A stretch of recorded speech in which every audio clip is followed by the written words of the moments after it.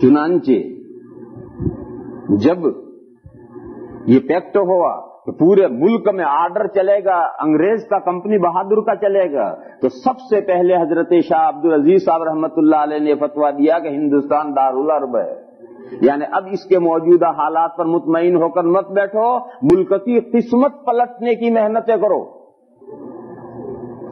चुनांचे जो सबसे पहला जिहाद हुआ है वो जिहाद हुआ है हजरत सैयद अहमद बरेलवी रहमतुल्लाह अलैह और हजरत शाह इस्माइल शहीद रहमतुल्लाह अलैह, इनका सबसे पहला जिहाद हुआ है अंग्रेजों के खिलाफ।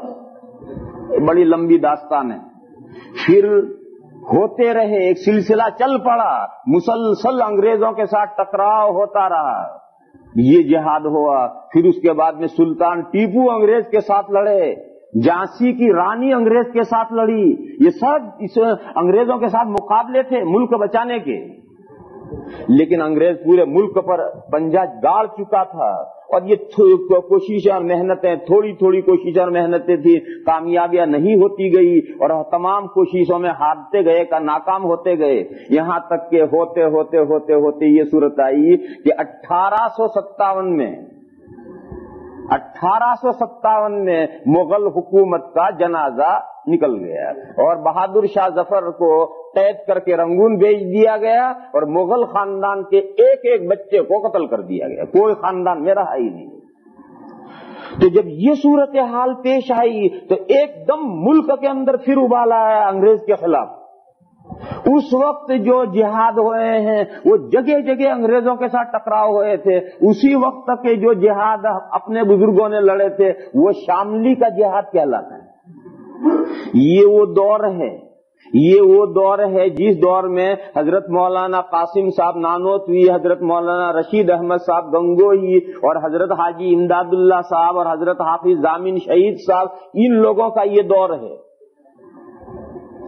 देखो दौर यहाँ से शाह वलीउल्लाह साहब, हिंदुस्तान के सबसे बड़े आलिम ये थे शाह वलीउल्लाह साहब, इनके लड़के शाह अब्दुल अजीज साहब रहमतुल्लाह अलैह। शाह अब्दुल अजीज साहब ने फतवा दिया कि हिंदुस्तान दारुल हर्ब है।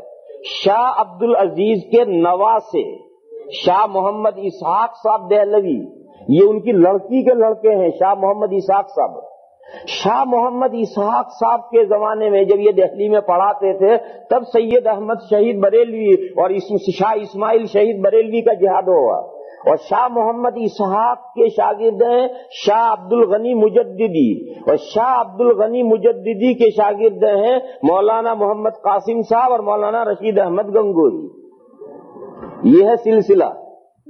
शाह वलीउल्लाह साहब के लड़के शागिर्द, उनके लड़के शाह अब्दुल अजीज, उनके शागिर्द शाह मोहम्मद इसाक जो उनके लड़की के लड़के नवासे हैं, नेफियो हैं। फिर उनके शागिर्द शाह अब्दुल गनी मुजद्दिदी और शाह अब्दुल गनी मुजद्दिदी के शागिर्द शाह हजरत नानोतवी और हजरत गंगोही।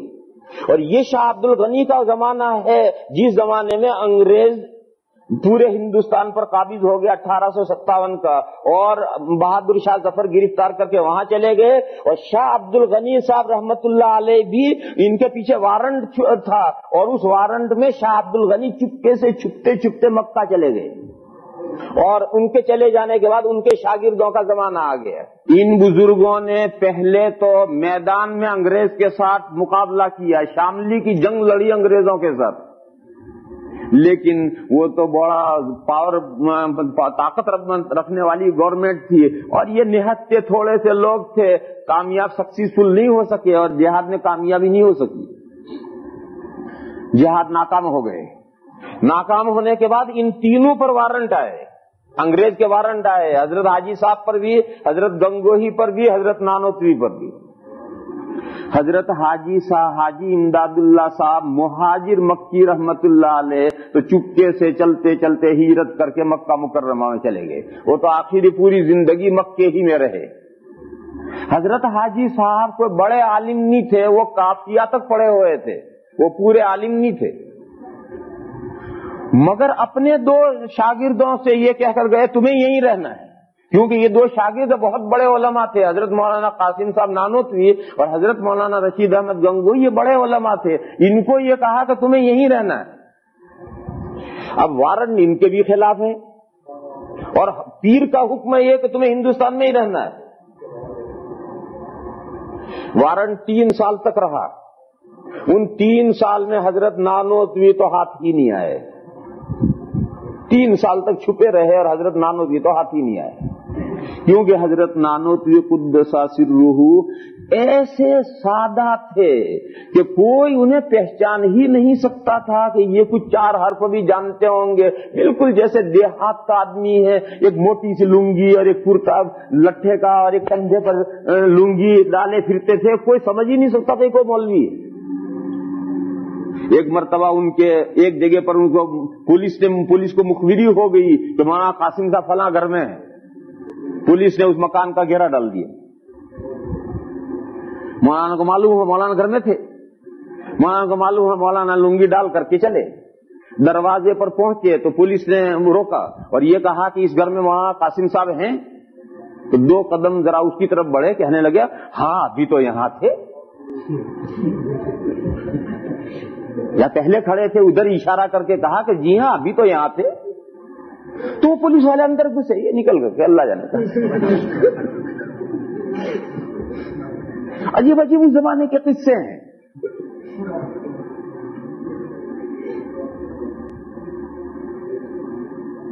एक मर्तबा हजरत तफरी करते करते देवबंद के करीब में एक मानकी गांव है, तलबा तफरी करते करते सड़क पर निकल जाते हैं। तो हजरत तफरी करते करते वहां पहुंचे, मगरिब की नमाज का वक्त और गांव में चले गए। तो लोगों ने कहा कि हजरत नमाज, उन लोगों ने कहा ये मौलवी आया, इसे को नमाज पढ़ाए। इमाम इत्तिफाक से नहीं था।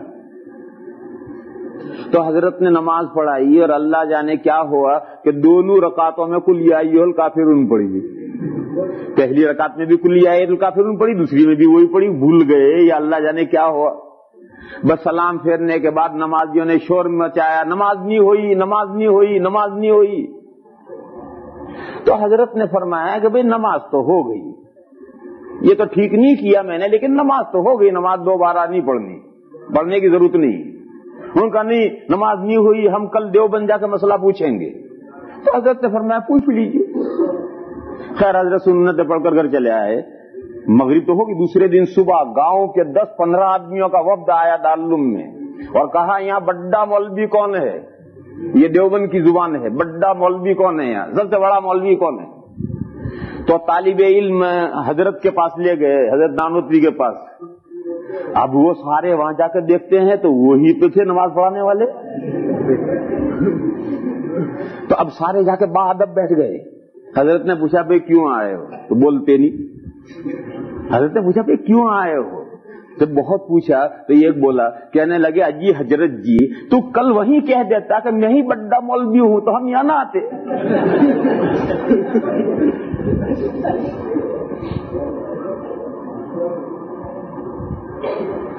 एक मर्तबा हजरत तफरी करके आ रहे, रास्ते में एक आदमी देहात से गन्ना लेकर के आ रहा है, शुगर कैन। और वहां हमारे यहाँ जब गन्ना का जमाना आता है तो उसका रस निकाल करके उसमें चावल पका करके गन्ना की खीर पकती। तो वो गन्ना गांव में से गन्ना लेकर आ रहा है, हजरत नानोतवी के लिए हदिया ला रहा है, गिफ्ट ला रहा है। और वो इतना भारी गट्ठड़ बांध करके उसको बोझ हुआ, रास्ते में एक जगह पर उतार करके सस्ता रहा है, आराम कर रहा है। हजरत उधर से आ रहे तो हजरत ने मुझसे पूछा कि अरे भाई तुझे नहीं, हजरत वहां से गुजरे तो उसने कहा बे ओ मौलवी ये गट्ठर मेरे सर पे धर दे, ये गट्ठर मेरे सर के ऊपर रख दे। तो हजरत ने जब उठवा रहे तो हजरत ने उठवाते वक्त किस्मत के मारे उससे कह दिया कि अरे तुझे बोझ लगे तो ला मैं उठा लूं। तो कहने ले उठा लेने फिर। खैर हजरत ने वो गन्ना उठा ली और वो आगे आगे चल रहा है, हजरत पीछे पीछे चल रहे हैं। अब देवबंद की तरफ चल रहे हैं, बातें हो रही है। अरे तू कहां से आ रहा है? उसने मैं फला गांव से आ रहा हूं। क्यों आ रहा है? उसने कहा मौलवी कासिम के लिए गन्ना लाया हूं, वो गन्ना की खीर पकाकर खाएगा इसलिए मैं ये गन्ना उसके लिए लाया हूं। अब हजरत देख सुन रहे हैं कि इन्हीं के लिए कोई हदिया आ रहा है। हजरत ने कुछ नहीं बोला, बातें करते गए। जब देवबंद करीब आया तो हजरत ने कहा ले भाई अब तेरा देवबंद तो आ गया, ले तू अपना गट्ठर ले, तू अपना रास्ता नाप, मैं अपने रास्ते पर जाऊं। तो उसने वो गन्ना ले ली और हजरत अलग रास्ते पर चले, ये अलग रास्ते गए।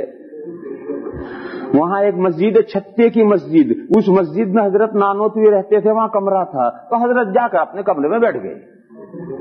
اب یہ گٹھڑ گنا کی اٹھائے مدرسے پر پہنچا، اس نے طالب علموں سے پوچھا مولوی قاسم کہاں رہے؟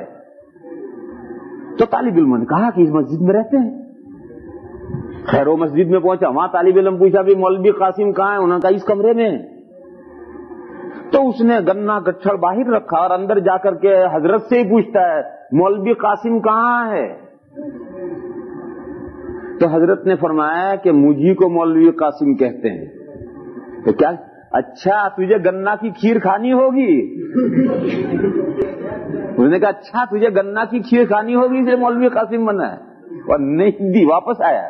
پھر طالب علموں سے پوچھا مولوی قاسم کہاں ہے؟ طالب علموں نے کہا وہی حضرت بیٹھے ہوئے ہیں۔